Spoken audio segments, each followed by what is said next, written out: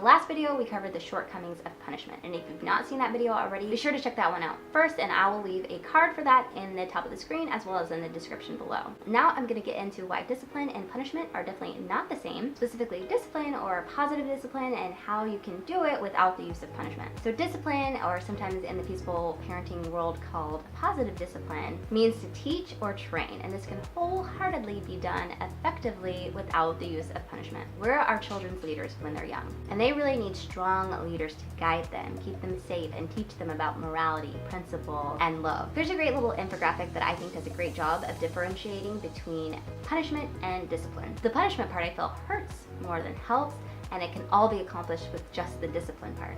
The purpose of punishment is to inflict penalty for an offense, while the purpose of discipline is to train for correction or maturity. Punishment focuses on past misdeeds, while discipline focuses on correct future behaviors. And the attitude of the punishment mentality is often of hostility and frustration on the part of the parent, while the discipline is that of love and concern on the part of the parent. And the resulting emotion on the child for punishment is often fear and guilt, and I'll add shame, and for discipline the resulting emotion being security.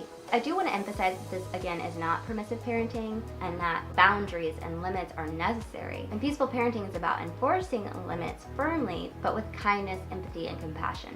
I believe the best way to teach our children and guide them to be moral, kind, ethical people is to model those behaviors we want to teach. I believe it is much more effective to instill values of kindness, compassion, and empathy by treating our children with those values. From the time they're babies, they're always watching us and following our lead, wanting to do as we do and copying those around them. When I see more aggressive or unwanted behaviors in my own children, I evaluate myself and what messages I'm sending. My son in particular mimics me so much, and his little sister mimics him. If I see him being unkind in his parenting to his little sister, and I see that behavior in myself, I make an effort to correct the example that I'm setting. I really believe that they want to be a part of the team. They want to be helpful and kind, and they want to please us if we have a strong relationship. So when I find my kids are being really challenging, I find it much more effective to be extra kind and empathetic and loving and compassionate than if I were to revert to threats and power struggles. When disciplining our kids, safety is obviously very important. And in certain situations, there's no time to talk or explain, and we must just intervene.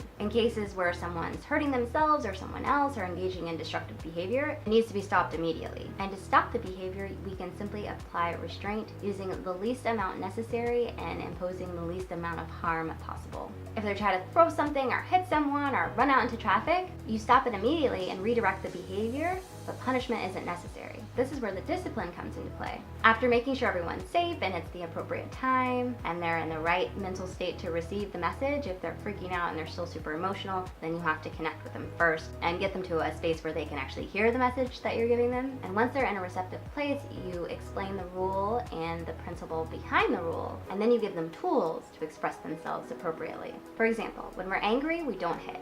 Being angry is okay, feeling really, really mad is okay. We're allowed to have our feelings, but we are not allowed to hurt people. And hitting is not okay. And then you tell them what they can do. We can squeeze a pillow or take a minute by ourselves and get some space to cool down. We can also encourage them to express with their words what they want, what they don't want, and how they're feeling in a respectful way. And another thing I learned is not to armchair parent, which we can all fall into this. This is basically where you're sitting on the couch and you're saying, do this, don't do that, and you're just kind of wanting them to do what you say. You don't want to have to get up and make that effort. Of course, it would be amazing if we could just say from the couch, stop doing this, don't do that, and then our kids just listen. But they're in their own little worlds and have their own separate agendas from ours at times. If we need them to do a certain thing, sometimes we're gonna have to get up, get on their level, face to face, and firmly let them know, with kindness, we can't throw the ball in the house. This is not okay. Something might get broken. We have to play with this ball outside. You can offer an alternative activity, like maybe you have a softball that would be okay to play with in the house, or suggest that they go outside and play with the ball. But enforce that this needs to stop. If they continue to say, I've asked you to stop and I can see that you're having a hard time with this, so I'm gonna take the ball for now, and maybe we can try to play with this again tomorrow. Let's go find a new activity we can do instead, and I can help you. Sometimes they need a cool down period, and you can do a time in with them. And a time in should never feel like punishment. It should really just be a moment to connect and to talk. Take them to a separate room and let them have their emotions and connect with them. Talk about what needs to happen next time and what's appropriate and what is not appropriate. Try to find the root cause of the unwanted behaviors and tackle those problems to prevent future issues. Check out my How to Deal with Tantrums video for more tips and insights on how to deal with a big emotional outburst. So when setting limits, be crystal clear with what those limits are and be consistent with them. And this is really helpful. Try to set up your environment so that you can say yes a lot more than you need to say no, and don't set arbitrary limits. Think about the rules that you have and if they're really that important to you, or if it's just what somebody else told you should be a rule. Evaluate if that rule is in line with your long-term goals for your kids. And this is a good one too. Allow some discussion around things that aren't paramount or safety issues. Help them build their problem-solving skills by finding solutions and working out their problems and negotiating. Work with them to resolve conflicts when it's appropriate. This is such a valuable life skill, and by expecting them to say how high when we say jump, really sells them short. Don't expect them to be perfect and just acquiesce because we've suddenly become peaceful and you asked nicely. This is a learning process, and it takes years and years for them to learn these things and function more adult-like. Remember, their brains are still developing into early adulthood, and the parts responsible for many of the issues we see in childhood are one of the last to develop. Things like empathy and self-awareness and self-regulation and problem-solving. Sometimes they simply aren't capable of behaving in a certain way because the wiring just isn't there yet. The Whole Brain Child book is an excellent source to learn more about our children's brain development and how to work with our children based on their development. I'll leave a link for that one in the description as well. We need to help them through the unique experience that childhood is, and keeping that strong and loving leader for them. They need this to feel secure, knowing that we've got them, we'll care for them, and we'll love them unconditionally. We'll protect them and teach them how to find their way. We guide them through it as captains of the ship, teaching them how to navigate life.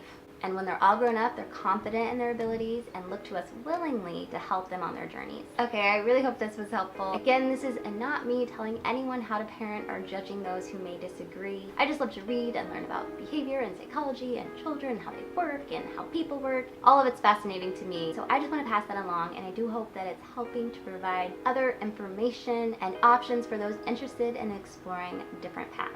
And honestly, I do this almost as much for myself as I do for you guys. As they say, the best way to learn is to teach, and putting all of these ideas together and making these videos really helps to cement these ideas in my own head, and hopefully speaks to you guys as well. Thank you guys so much for watching, and if you found this in any way useful, be sure to give this video a thumbs up and share it with anyone you think might also benefit from seeing it. I'd love for you guys to keep the discussion going, and if you have any questions or thoughts you want to add, leave it in the comments below. Thanks again so much for watching, and I will see you guys in the next video.